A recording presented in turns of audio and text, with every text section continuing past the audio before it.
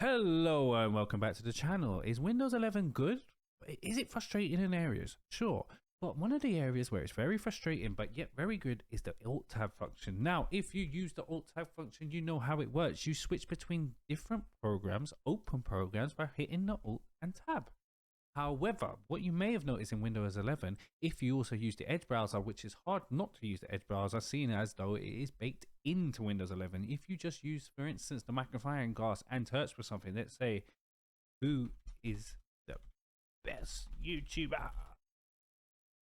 There you go. And where does it open up? It opens it up in Windows Edge. And that just adds another window inside your alt+tab. So if you want to know how to stop Windows from doing this, well, here's how. All you need to do is go down to the bottom onto the Windows button. You right click on it, you hit settings. Up pops this window and you scroll down to multitask and you left click, and then on here you says alt+tab and it says open Windows and the 5 most recent tabs in Microsoft Edge. It says all tabs in Microsoft Edge, 3 tabs, or just open Windows only. You click open Windows only, you hit the little X, and then now when you alt+tab, they've all disappeared and all you have is your programs, same as you used to have. I hope you like this quick little hint and guide and tips. Please like and subscribe if you want more, and I'll catch you next time. Goodbye.